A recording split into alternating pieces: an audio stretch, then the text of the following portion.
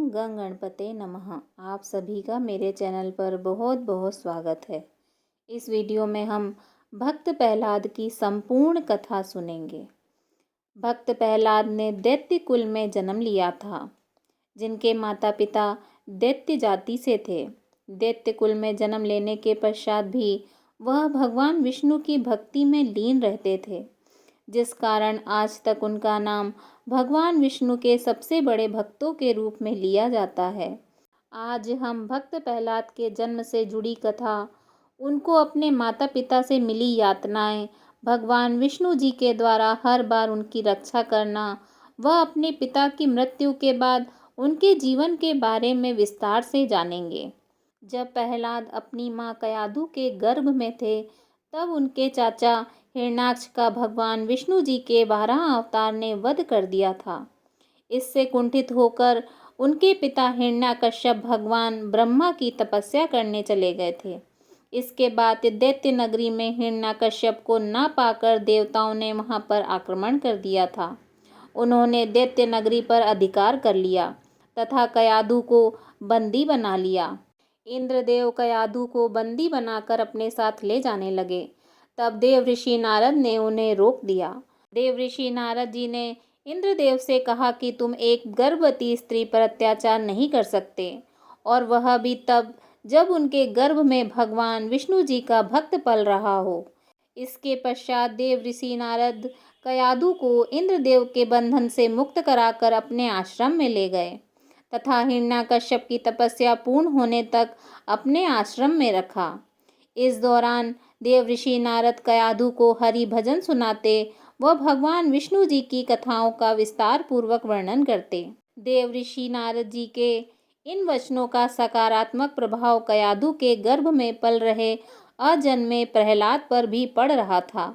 यही कारण था कि जब उसका जन्म हुआ तब वह विष्णु भक्त बना। उससे पहले उसके 4 बड़े भाई भी थे, जिनका जन्म दैत्य नगरी में हुआ था, किंतु उनमें से केवल प्रहलाद ही भगवान विष्णु जी की भक्ति में लीन रहते थे। इसी बीच हिरण्याकश्यप की तपस्या समाप्त हो गई तथा भगवान ब्रह्मा जी से उसने तीनों लोकों में सर्वशक्तिशाली होने का वरदान प्राप्त कर लिया। इसके बाद वह पुनः अपनी दैत्य नगरी वापस आ गया और वहां देवताओं का अधिकार हुए देखा। इसके बाद उसने अपने मिले वरदान से न केवल दैत्य नगरी को वापस पाया, अपितु तीनों लोकों पर अधिकार स्थापित कर लिया और देवराज इंद्र को स्वर्ग के आसन से अपदस्थ कर दिया।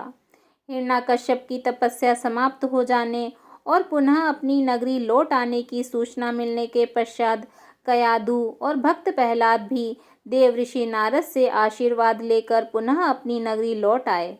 हिरण्याकश्यप भगवान ब्रह्मा जी से मिले वरदान के फलस्वरूप अति शक्तिशाली हो चुका था। इसी अहंकार में उसने भगवान विष्णु को भगवान मानने से मना कर दिया और स्वयं को भगवान की उपाधि दे दी।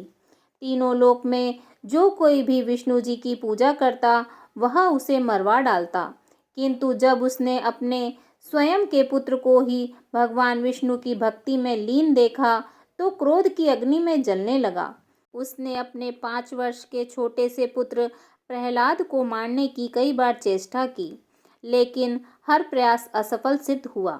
उसने प्रहलाद को पागल हाथियों के सामने फिकवा दिया ताकि वह उनके पैरों के नीचे कुचल के मारा जाए। सांपों से भरे कुएं में फिकवा दिया, ऊपर पर्वत की चोटी से नीचे खाई में फेंक दिया, बेड़ियां बांधकर समुद्र में फिकवा दिया, अस्त्र शस्त्र से मरवाने की कोशिश की, अपनी बहन होलिका के द्वारा अग्नि में जलाने की कोशिश की, लेकिन हर बार प्रहलाद के प्राणों की रक्षा करने स्वयं भगवान विष्णु जी आ जाते।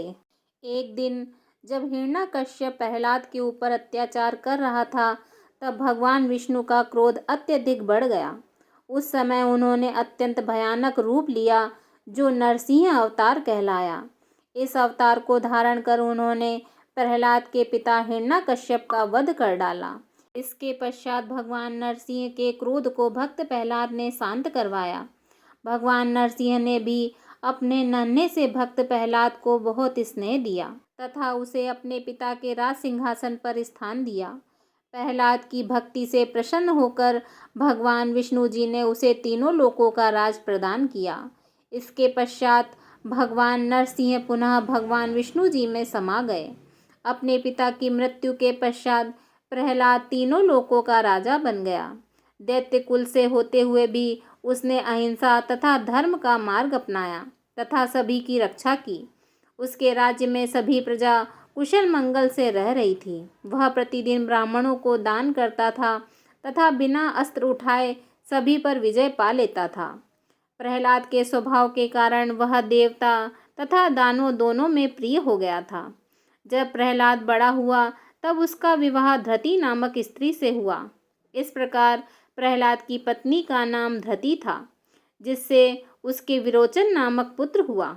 विरोचन के पुत्र का नाम बलि था, जिसका मान भंग भगवान विष्णु जी ने वामन अवतार लेकर किया था।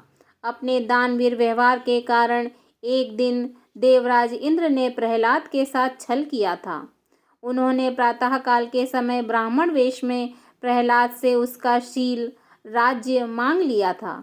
इस कारण प्रहलाद के हाथों से संपूर्ण राज्य चला गया था। इससे क्रुद्ध होकर दैत्यों ने देवताओं पर आक्रमण कर दिया था। बाद में प्रहलाद के पास पुनः अपना राज्य आ गया था तथा उसने अपने पुत्र विरोचन को राज्य का भार सौंप दिया तथा स्वयं मोक्ष प्राप्त करने चले गए। इस प्रकार प्रहलाद ने अपना संपूर्ण जीवन भगवान विष्णु जी की भक्ति, सदाचार, धर्म की स्थापना करने में बिताया। प्रहलाद के इसी व्यवहार के कारण ही वह दैत्य कुल में जन्म लेने के पश्चात भी भगवान विष्णु जी के सबसे प्रिय भक्त बन गए थे। बोलिए विष्णु भगवान की जय। ओम नमो भगवते वासुदेवाय।